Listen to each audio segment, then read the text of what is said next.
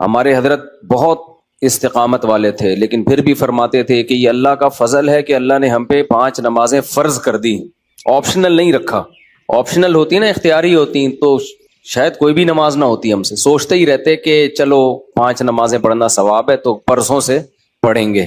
اللہ نے ایسی فرض کی ہے کہ زمین آسمان ادھر سے ادھر ہو جائے، سفر میں ہو، حضر میں ہو، بیماری میں ہو، خوشی میں ہو، غم میں ہو، یہ نہیں چھوڑنی، ٹھیک ہے نا؟ تو مجبور ہیں بھائی۔ اللہ نے کہا کہ میں کوئی عذر مانوں گا ہی نہیں، سفر ہو کچھ بھی ہو پڑھنی ہے۔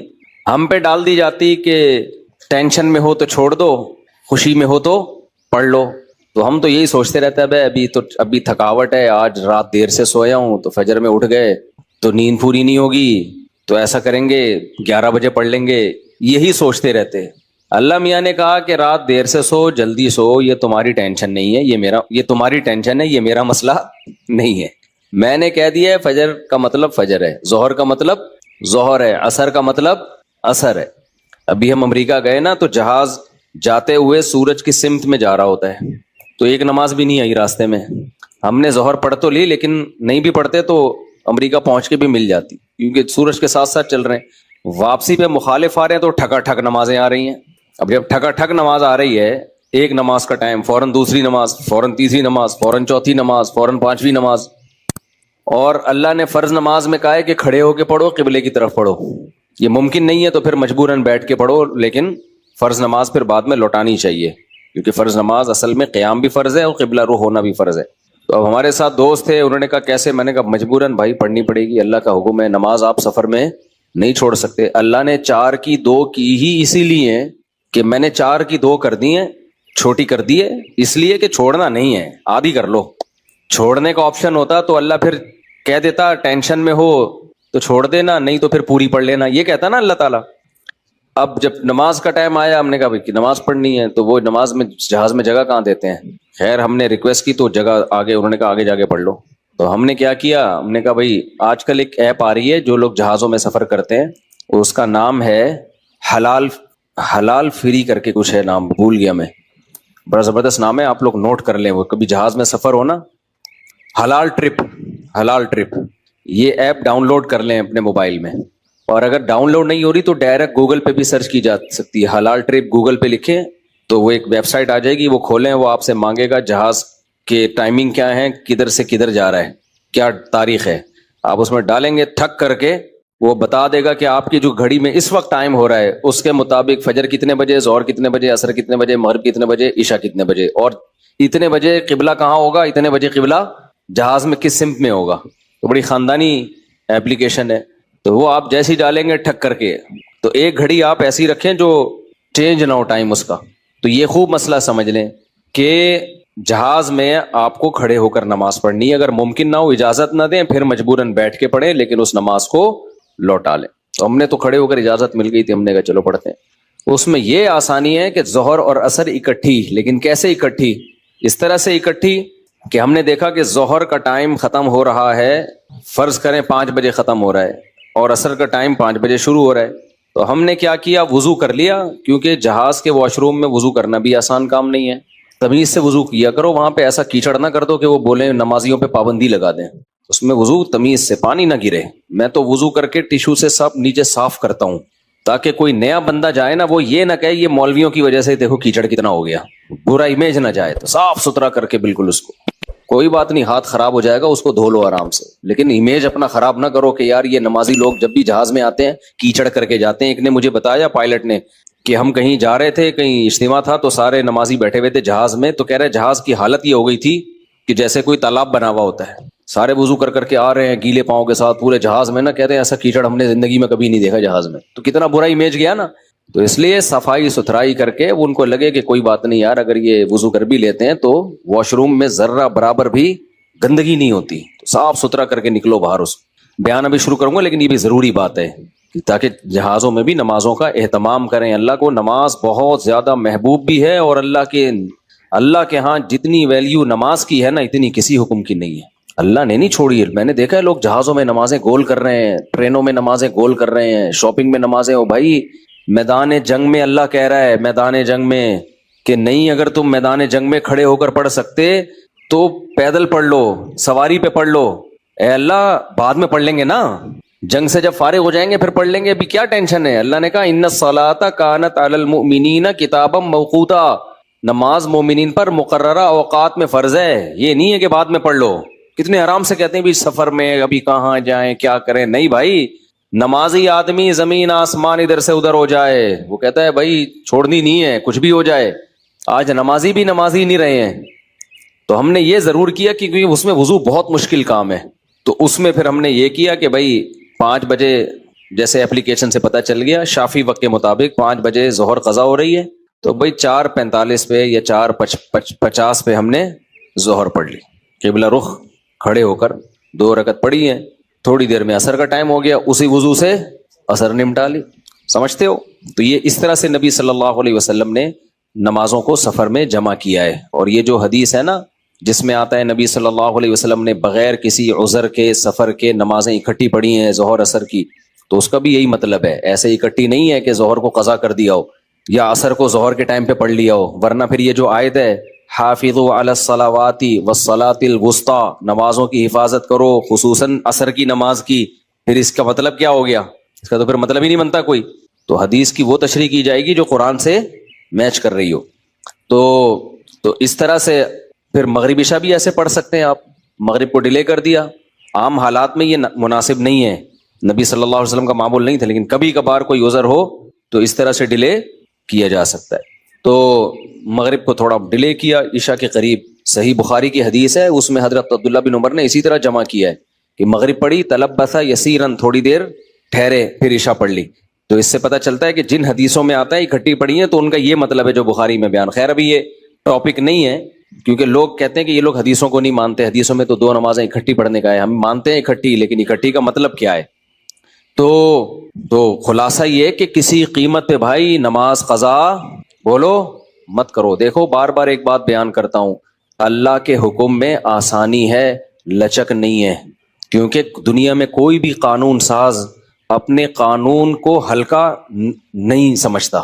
دنیا میں جو بھی حکومت ہوتی ہے قانون بنائے اور یہ کہے کہ یہ لازم ہے, اس کے بعد پھر وہ لازم نہ کرے, اور تو اس کا مطلب خود اپنے قانون کی ویلیو کو وہ ڈی ویلیو کر رہی ہے نا. یہی مطلب ہو گیا نا.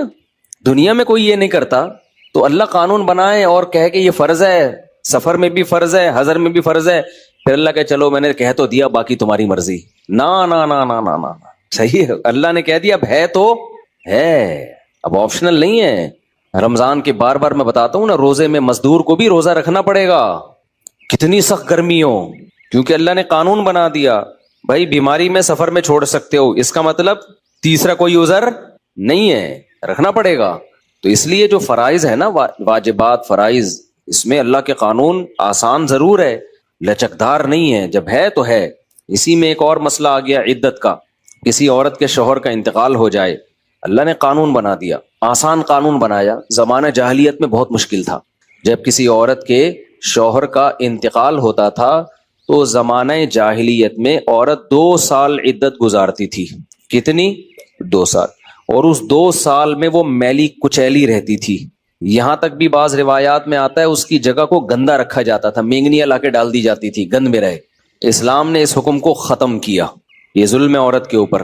اللہ نے حکم دیا 4 مہینے 10 دن بس, اور اس میں میلی کچیلی نہیں رہے گی, نہائے دھوئے, بس زینت اختیار نہیں کرے گی, زیور نہ پہنے, خوشبو کا استعمال نہ کرے, زینت اختیار نہ کرے, باقی نارمل رہے, گھر سے باہر نہ نکلے. وہ ایک صحابیہ نے نبی صلی اللہ علیہ وسلم سے اجازت چاہی کہ بھئی 4 مہینے 10 دن میں یوں کر لوں, میں فلانی جگہ چلے جاؤں. آپ نے فرمایا اللہ تعالیٰ نے تمہیں یہ آسانی دی ہے کہ وہ زمانہ جاہلیت کا حکم اللہ نے منسوخ کر دیا, اب اتنی آسانی دے دی, تو اب اس حکم کو فالو کرنا پڑے گا.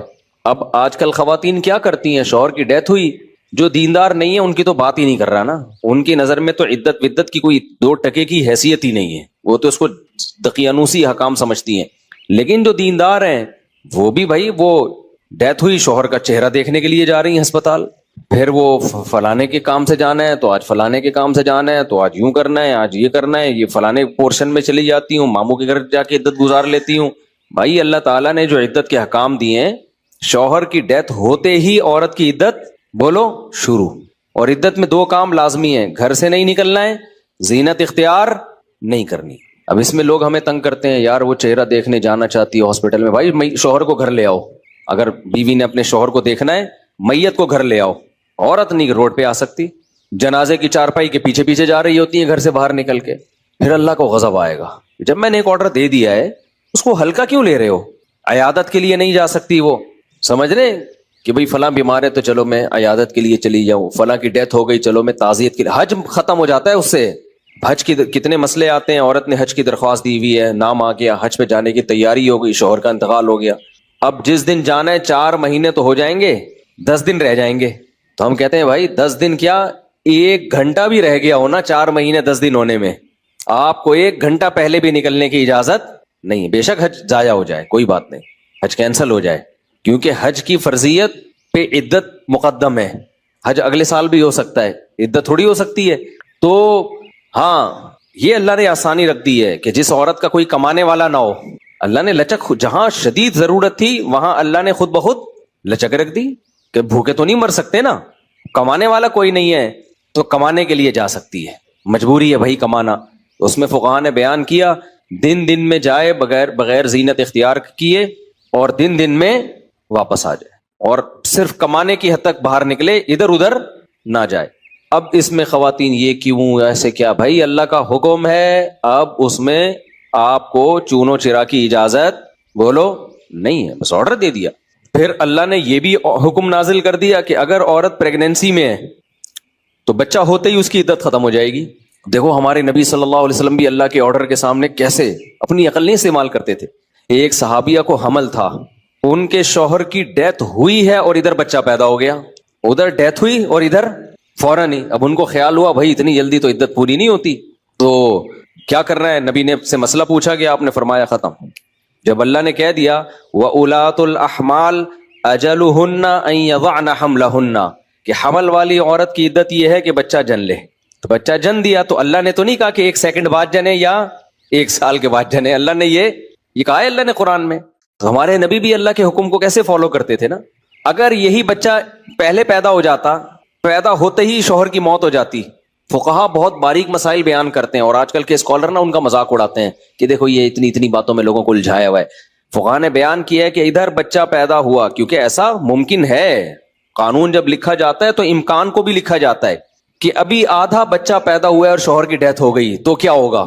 ایک ہے بچہ پیدا ہوتے ہی شوہر کی ڈیتھ ہو جائے، تو بچہ چونکہ پہلے پیدا ہوا ہے، شوہر کی ڈیتھ بعد میں ہوئی ہے، تو اب عدت کیا ہوگی، اب 4 مہینے 10 دن چلے گی۔ ادھر شوہر کی ڈیتھ ہوئی اور فوراً بچہ پیدا ہو گیا تو عدت ختم۔ اب ایسے بھی کیس قیامت تک کے لیے دین آیا ہے نا، ایسا بھی ممکن ہے کہ شوہر کی ڈیتھ ہوئی اور بچہ آدھا پیدا ہوا ہے اور ادھر ڈیتھ ہوئی اس کی، یعنی ولادت ہو رہی تھی اور شوہر کا انتقال ہو گیا۔ امکان تو ہے نا، لا جب لکھا جاتا ہے نا تو اس میں امکانات بھی لکھے جاتے ہیں، تو فقہا نے اس پہ بھی بحث کی ہے کہ اس صورت میں کیا ہوگا، یا عورت کنفیوز ہے، پتہ ہی نہیں چل رہا کہ جب اطلاع ملی ہے تو بچہ پیدا ہو چکا تھا یا نہیں ہوا تھا، اس کے بھی فقہا نے حکام لکھے ہیں، تو بہت باریکیوں میں جا کے، تاکہ آئندہ آنے والے لوگوں کو کنفیوژن نہ ہو۔ آپ کتاب میں جا کے دیکھو، ہر مسئلہ فقہا نے ڈسکشن کی ہے اور اس کو بیان کیا ہے، تو ذرا سے فرق سے عدت کا حکم چینج، لیکن کیوں اتنا احتیاط کیوں؟ بھائی اللہ کا جب لا ہے تو وہ 2 اور 2 4 کی طرح ہے، سمجھتے ہو گے نہیں سمجھتے ہو؟